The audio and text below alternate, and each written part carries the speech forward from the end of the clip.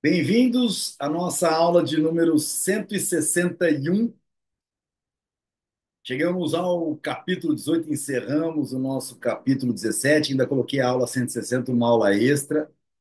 Peço certas desculpas, porque eu estava tão eufórico de falar, que às vezes eu falava $1 é igual a uma onça de ouro, 35 dólares era igual a uma onça de ouro, né? Faço todo um preâmbulo. Bom, estamos na aula 161, capítulo 18. A ação na passagem do tempo. Ou seja, esse é o capítulo que nós vamos começar a aprender sobre uma das questões econômicas, talvez aquela que trouxe grande impacto até nas religiões, que é a questão dos juros. Os católicos teimam em dizer que não, cobrar juros é usura, é pecado. E ao passo que não existe tal possibilidade para que exista a economia sem a questão da preferência temporal. Essa é uma questão precípua, básica, né?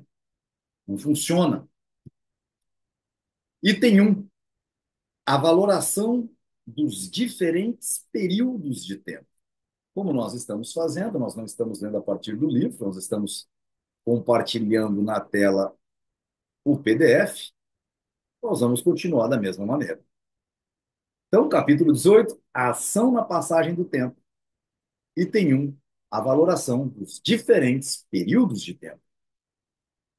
O agente homem distingue o tempo anterior à satisfação de uma necessidade do tempo durante a qual a satisfação está se realizando. Opa, eu acho que aqui temos uma definição extremamente importante. Nós vimos no capítulo 5 do livro, lá na primeira parte, quando a gente está tratando do assunto da parte 1, que é a ação humana em si. No capítulo 5, quando a gente fala do tempo, um capítulo curtinho. Então, o tempo como um fator praxeológico, então Mises começa a definir uma série de questões, tem que voltar lá na página 125 até a página 130, 131, 132, perdão, da página 133 à página 136, é muito curto, e aí ele vai explicar presente, passado, futuro, nas questões praxeológicas. E ele explica, inclusive, fora das questões praxeológicas. O que a gente chama de passado? É a linha tênue entre o futuro e o passado, é o presente, um instante infinitesimal. Mas o que é para o homem o presente? Então, o agente homem distingue o tempo anterior, anterior a quê? Anterior à satisfação de uma necessidade em relação ao tempo durante a qual a satisfação está se realizando. Então, ele distingue a satisfação, o tempo anterior à satisfação de uma necessidade, em relação ao tempo durante a qual a satisfação está se realizando. O tempo antes de eu agir para fazer alguma coisa e o tempo em que eu estou fazendo aquela coisa. A ação visa sempre a remover o mal-estar futuro, mesmo que o futuro seja apenas o momento iminente. Entre o início da ação e a obtenção do fim pretendido decorre um lapso de tempo, a saber, o tempo de maturação no qual a semente plantada pela ação produz o seu fruto. O exemplo mais óbvio nos é proporcionado pela agricultura. Entre a aragem da terra e a colheita do fruto decorre um considerável lapso de tempo.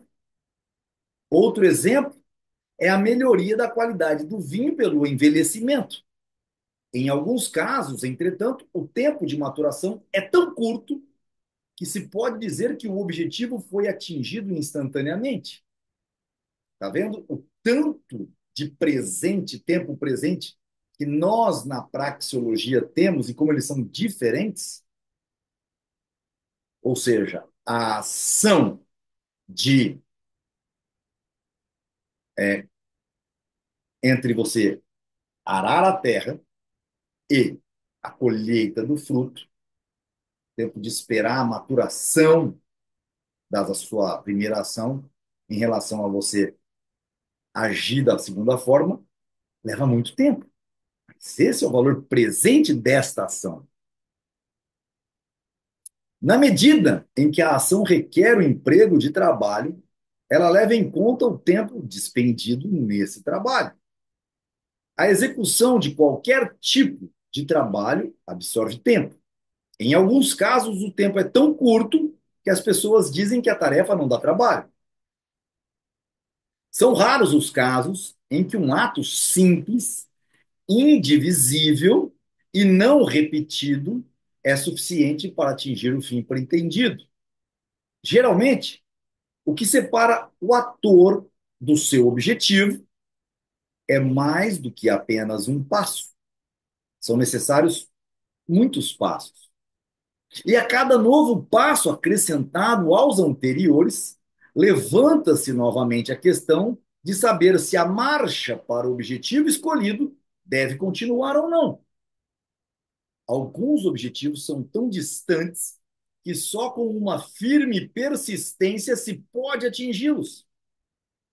A ação perseverante, dirigida inflexivelmente no sentido do objetivo pretendido, é condição necessária para se obter sucesso. Quero ficar com um corpo bonito, não é de um dia para o outro. Academia, a ação começa nessa decisão de alimentação correta, academia, uma vida mais saudável, não ceder aos impulsos de comer a qualquer momento e aquelas coisas mais gostosas. Ou seja, praxeologia é algo que está na nossa vida, nas nossas decisões, no nosso sucesso, é tudo. O tempo total gasto, isto é, o tempo trabalhado, mais o de maturação, podem ser denominados de período de produção. Aqui uma definição importante. O período de produção, em alguns casos, é longo, em outros curtos, às vezes é tão curto que pode ser inteiramente negligenciado para efeitos práticos. O incremento de satisfação de necessidades produzido pela obtenção do objetivo é temporariamente limitado. O incremento de satisfação, o incremento da satisfação de necessidades produzido pela obtenção do objetivo é temporalmente limitado. O incremento de satisfação de necessidades produzido pela obtenção do objetivo é temporalmente limitado. Você chega a um ponto que você atingiu o objetivo, o incremento de satisfação daquele objetivo não dura para sempre, não é eterno, é temporalmente limitado. O resultado alcançado só proporciona serviços por um período de tempo que podemos denominar de período de duração da utilidade. Então, está aqui mais uma definição. O resultado alcançado só proporciona serviços por um período de tempo que podemos denominar de período de duração da utilidade. Ah, mas você ganhar um prêmio Nobel cria uma satisfação atemporal. Em primeira análise, sim. Atemporal até o dia da sua morte, claro. O período de duração da utilidade é maior para alguns produtos e maior no caso dos bens habitualmente chamados de bens duráveis. O período de duração da utilidade é menor para alguns produtos, como um sanduíche, e maior no caso dos bens habitualmente chamados de bens duráveis. Assim sendo, o agente homem deve sempre levar em conta o período de produção e duração da utilidade do produto. O agente homem deve sempre levar em conta o período de produção e a duração da utilidade do produto. Ao examinar os inconvenientes de um determinado projeto, ele considera não apenas as despesas com os fatores materiais e com o trabalho necessário, mas também com o período de produção. Então, ao examinar os convenientes de um determinado projeto, ele considera não apenas as despesas com os fatores materiais e com o trabalho necessário, mas também com o período de produção. Fatores materiais, trabalho necessário, período de produção. Ao examinar as vantagens do produto a ser obtido, ele considera a duração de sua utilidade. Então, aqui a gente já começa a ver uma coisa chamada de custo-benefício. É claro que quanto mais durável o produto, maior a quantidade de serviços que presta. Mas esses serviços não são cumulativamente disponíveis na mesma data, mas escalonados durante certo lapso de tempo. O elemento tempo, como veremos adiante, representa um papel especial na avaliação a ser feita dos serviços em questão. É claro que quanto mais durável o produto, maior a quantidade de serviços que presta.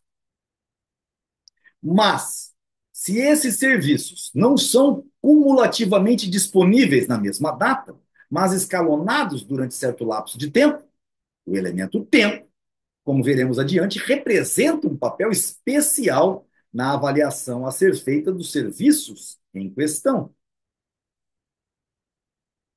Há uma diferença entre poder dispor de N unidades de serviço na mesma data e tê-las ao longo de um período de N dias, de maneira que apenas uma unidade esteja disponível a cada dia.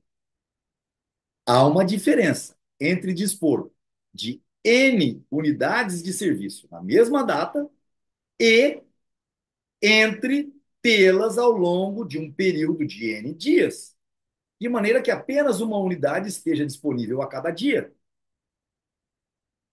É diferente você pegar R$ 100 de uma única vez ou R$ 1 por dia durante 100 dias. Fica fácil de entender isso? Bem fácil com esse exemplo. É importante notar que o período de produção, assim como a duração da utilidade, são categorias da ação humana e não conceitos elaborados por filósofos, nem por economistas, nem por historiadores, para servirem de ferramentas mentais para suas interpretações dos eventos.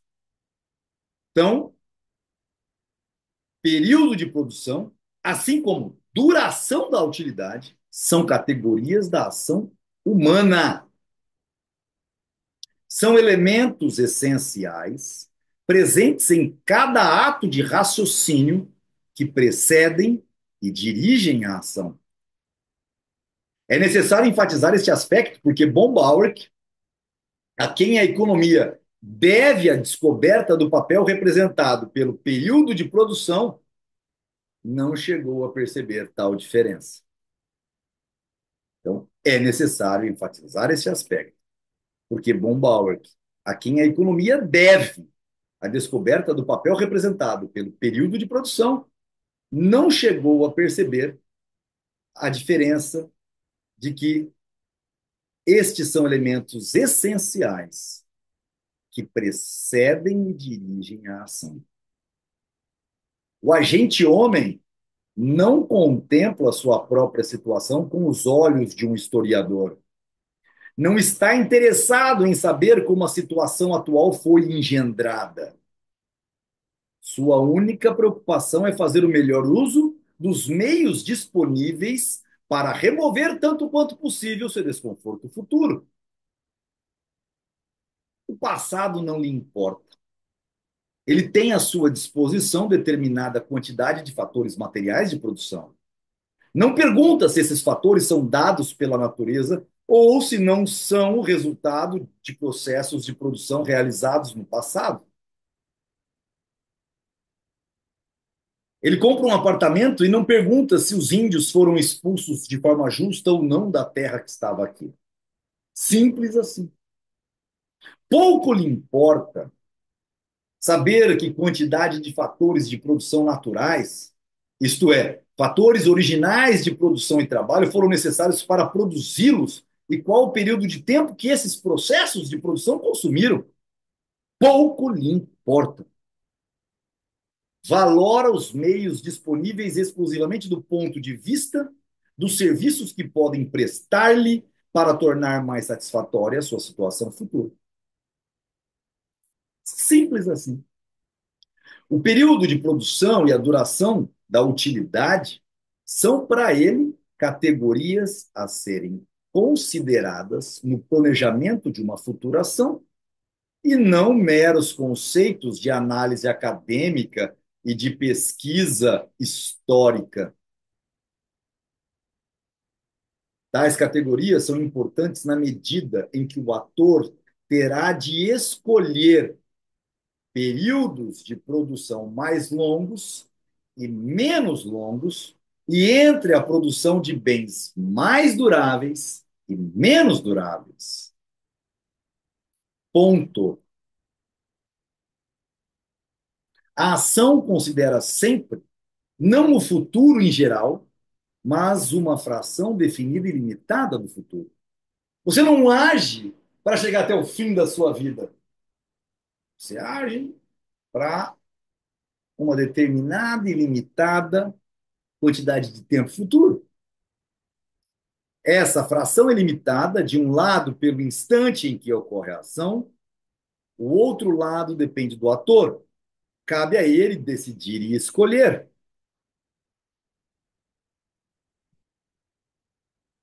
Há pessoas que só se preocupam com o curto prazo. Há outras cuja previdência se estende para além da sua própria expectativa de vida. Podemos denominar a fração do tempo futuro, para a qual o agente de uma determinada ação pretende prover de certa maneira e numa certa medida do período de provisão. Da mesma maneira que o agente homem escolhe entre os diversos desejos a satisfazer, numa mesma fração de tempo futuro, ele também escolhe entre satisfazer desejos realizáveis a curto e em longo prazo. Toda escolha implica também numa escolha de período de provisão. Toda escolha implica também numa escolha do período de provisão. Ao decidir como empregar os vários meios disponíveis para diminuir seu desconforto, o homem implicitamente também está determinando o período de provisão. Na economia de mercado, a demanda dos consumidores determina a extensão do período de provisão. Você não diz assim, bom, eu vou trabalhar por R$ 1, eu vou fazer um serviço que eu vou receber R$ 100. Mas eu aceito receber R$ 1 por dia. Amanhã eu vou trabalhar novamente e vou receber mais R$ 1 por dia. E vamos supor que o seu custo de vida para você sobreviver seja de 100, de R$ 90 por dia. Ou seja, você vai demorar 90 dias para conseguir suprir um dia de provisão de suas necessidades. Será que você consegue viver 90 dias sem comer, sem beber? Então, toda escolha implica também numa escolha do período de provisão. Foi só depois que o homem aprendeu a pescar de forma mais eficiente, sem que a comida estragasse, salgando a comida, que ele pôde estender seus períodos de provisão e procurar fazer ações mais elaboradas. Existem vários métodos para estender o período de provisão. A acumulação de maiores estoques de bens de consumo, a produção de bens mais duráveis, a produção de bens que requeiram um maior período de produção. Esses são os métodos que existem para se estender o período de provisão. 4, a escolha de métodos que absorvem mais tempo para a produção de bens que também poderiam ser produzidos no menor período de tempo. A escolha de métodos que absorvam mais tempo para a produção de bens que também poderiam ser produzidos no menor período de tempo, mas em menor quantidade. Os dois primeiros métodos não necessitam de maiores comentários. O terceiro e o quarto precisam ser examinados mais detidamente. Bom, primeiro está óbvio, a acumulação de maiores estoques de bens de consumo. Quanto mais bens de consumo estocados, mais longe você vai, desde que eles não estraguem. A produção de bens mais duráveis, está óbvio. A produção de bens duráveis garante para você períodos de provisão muito maiores. Mas como assim? Não entendi. Olha, um carro permite que você, é um bem mais durável, ele permite que você viaje muito mais longe para fazer serviços que, se você tivesse que ir a pé, o teu limite de provisão seria muito menor. Bens duráveis te fazem atender períodos de provisão maiores. É um dos dados fundamentais da vida e da ação humana o fato de que os processos de produção mais curtos, isto é, aqueles com menor período de produção, não sejam suficientes para remover todo o desconforto. Se todos os bens que os processos mais rápidos podem produzir fossem efetivamente produzidos, subsistiriam ainda necessidades insatisfeitas e continuaria a existir o incentivo a uma ulterior ação, uma ação posterior. Como o agente homem prefere, sendo iguais às demais circunstâncias, poderia ser dito ceteris paribus, os processos que permitem obter o produto no menor espaço de tempo possível, somente os processos que consomem mais tempo são deixados para a ação futura. Como o agente homem prefere, sendo iguais todas as demais circunstâncias, ceteris paribus, os processos que permitem obter o produto no menor espaço de tempo possível, nas páginas seguintes, mostraremos por que os homens procedem dessa maneira. Somente os processos que consomem mais tempo são deixados para a ação futura. Se existe uma maneira de coletar banana, uma por segundo, e uma que eu tenho que dar 10 voltas e o produto que pega é a banana, você vai tirar a banana ou vai ficar dando volta em volta da bananeira à toa? Você vai fazer aqueles que são mais rápidos. As pessoas adotam os processos que consomem mais tempo, porque elas dão mais valor ao correspondente aumento de satisfação do que a desvantagem de esperar mais pelos seus frutos. Horas, quando eu resolvo criar um método para que ele que me demande mais tempo para colher o primeiro cacho de banana, ou as bananas uma a uma, cortando e pegando de uma forma que eu demoro mais para realizar o trabalho como um todo, mas o meu resultado é maior, tem que ter alguma razão. Bombauer nos falava da maior produtividade dos processos indiretos de produção, que exigem mais tempo. Já nos falava sobre isso. Seria mais exato falar da maior produtividade física dos processos de produção que exigem um maior consumo de tempo. Então, Mises está corrigindo isso. Seria mais correto falar exato, seria mais exato, mais correto falar da maior produtividade física dos processos de produção que exigem um maior consumo de tempo. A maior produtividade desses processos nem sempre significa que eles produzam, usando a mesma quantidade de fatores de produção, maior quantidade de produtos. Mas, frequentemente, a maior produtividade consiste no fato de que, com esses processos, são produzidos bens que simplesmente não poderiam ser produzidos em menores períodos de produção. Tais processos não são processos indiretos, são os meios mais rápido e mais direto de atingir o objetivo escolhido. Se alguém deseja pescar mais peixes, terá necessariamente de substituir a vara de pescar pelas embarcações e redes de pesca. Não se conhece método melhor, mais rápido e mais barato de produzir aspirina do que o adotado pela indústria farmacêutica.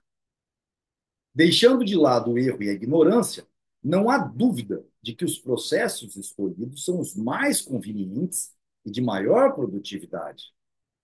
Se as pessoas não os considerassem como os processos mais diretos, isto é, aqueles que conduzem ao objetivo pelo caminho mais curto, não os teriam adotado. O que me está fazendo só uma correção de dialética sobre dizer que o produto industrial também é o produto mais direto, não o produto indireto. Prolongar o período de provisão pela simples acumulação de bens de consumo é uma decorrência do desejo de prover por antecipação. O item 1, para um maior período de tempo. O mesmo também ocorre no caso da produção de bens cuja durabilidade é proporcionalmente maior do que o maior gasto em fatores de produção. Se a maior durabilidade não fosse pelo menos proporcional ao necessário aumento da despesa, seria mais vantajoso aumentar a quantidade de unidades de menor durabilidade. A explicação. Mas, se pretendemos alcançar metas mais distantes no tempo, o prolongamento do período de produção é um corolário inevitável. Então, se pretendemos alcançar metas mais distantes no tempo, o prolongamento do período de produção é um corolário inevitável. O objetivo almejado não pode ser alcançado num período de produção menor. O adiamento de um ato de consumo significa que o indivíduo prefere a satisfação proporcionada pelo consumo futuro à satisfação que o consumo imediato poderia proporcionar.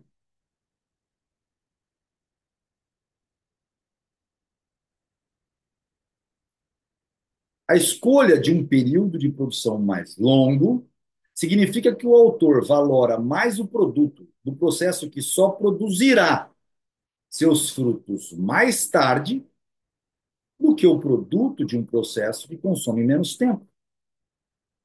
Nessas deliberações, nessas escolhas e ações, e nas subsequentes escolhas, o período de produção se nos apresenta como um período de espera. A grande contribuição de Revon e Bombauer foi ter evidenciado a importância do período de espera. Se os homens, nas suas ações, não levassem em conta o período de espera, jamais desdenhariam uma meta sob a alegação de estar muito distante no tempo. Diante da alternativa de escolher entre dois processos de produção que, pelo mesmo custo, produzem resultados diferentes, prefeririam sempre aquele processo que produz uma quantidade maior dos mesmos produtos melhores na mesma quantidade, mesmo que esse resultado só pudesse ser alcançado com o aumento do período de produção. Horas. Isso aqui tudo é muito importante. Se os homens, nas suas ações, não levassem em conta o período de espera, jamais desdenhariam uma meta, jamais excluiriam uma meta sob a alegação de estar muito distante no tempo. Eu tenho uma máquina que produz mais e melhor pelo mesmo custo de outra máquina que produz menos e pior. Só que essa que produz mais e melhor, ela só vai começar a produzir mais e melhor daqui 100 anos, enquanto a que produz menos e melhor, ela vai começar a produzir menos e pior, perdão, mas daqui 50 anos ou daqui 50 minutos. Se o tempo, se a gente não levasse em conta o período de espera, não teria problema. Mas não é esse o fato. Aumentos de custo que resultassem num aumento proporcionalmente maior da duração da utilidade do produto seriam incondicionalmente considerados como mais vantajosos. Alguém que chegasse para o patrão e falasse: olha, eu consigo melhorar essa máquina pelo mesmo custo que você vai comprar uma máquina pronta, só que ela só vai ficar pronta daqui 3 anos. Você já pode me dar o dinheiro. O patrão vai, opa, beleza. Vai produzir mais e melhor isso? Não é assim que a banda toca. O fato de os homens não agirem dessa maneira evidencia que eles valoram diferentemente frações de tempo de igual duração, conforme estejam mais próximas ou mais distantes do momento em que o ator toma sua decisão. Isso aqui é a frase, hein? Esta é a frase. O fato de os homens não agirem desta maneira evidencia que eles valoram diferentemente frações de tempo de igual duração, conforme estejam mais próximas ou mais distantes do momento em que o ator toma sua decisão. Sendo iguais às demais circunstâncias, o homem prefere uma satisfação em período mais próximo do que em período mais longo. Esperar, então, por definição, uma desutilidade. Esse fato já está implícito na afirmativa feita no início deste capítulo, de que o homem distingue o tempo antes de alcançar a satisfação do tempo de vigência da satisfação. Cara, ó, este fato já estava implícito naquela afirmação, que o homem distingue o tempo antes de alcançar a satisfação daquele de vigência da satisfação. Se o elemento tempo representa algum papel na vida humana, não há como valorar igualmente períodos de mesma duração, quer sejam eles mais próximos ou mais distantes. Se o elemento tempo representa algum papel na vida humana, não há como valorar igualmente períodos de mesma duração. Não há como a gente valorar os 15 minutos próximos dos 15 minutos daqui a um ano. Tal valoração igual significaria que as pessoas não se importam que o sucesso seja alcançado mais cedo ou mais tarde. É a história da máquina produzindo muito mais e melhor, só que daqui um ano, e você ficar sem receita durante esse ano todo, seria equivalente a eliminar completamente o elemento tempo do processo de valoração. O simples fato de se atribuir maior valor aos bens com uma maior duração de utilidade do que aqueles com menor duração, em si mesmo, ainda não implica numa consideração de tempo. O simples fato de se atribuir maior valor aos bens com uma maior duração de utilidade do que aqueles com menor duração, em si mesmo, não implica numa consideração de tempo. Um teto que possa nos proteger, uma casa, né, que possa proteger uma casa das inclemências do clima por 10 anos, vale mais do que um teto que preste esse serviço por apenas 5 anos. A quantidade de serviço prestado é diferente num caso e no outro. Mas a questão que devemos analisar é se um ator, ao fazer suas escolhas, atribui ou não a um serviço que só estará disponível mais tarde o mesmo valor que a um serviço que estará disponível mais cedo. Esse é o ponto. Esse é o ponto. Então, somente olhar para a duração de utilidade como um quesito de tempo, de não implica nada. Um telhado que dura 10 anos e um telhado que dura 5 anos, por si só, não diz muita coisa. A derivada está no tempo da ação.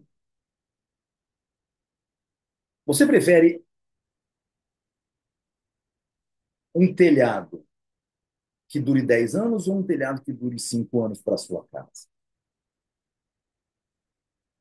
Eu prefiro um telhado que dure 10 anos. Tá, então é 100 mil a mais. Aí o telhado que dura 5 anos. ele custa 20 mil.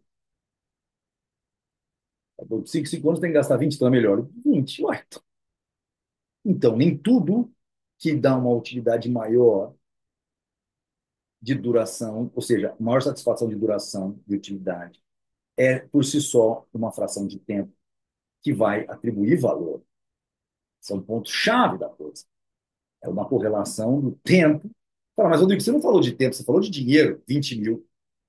Quanto tempo você demora para ter 20 mil?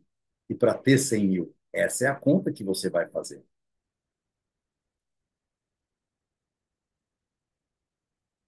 É isso. Até o nosso item 2, que já vai ser a aula 162.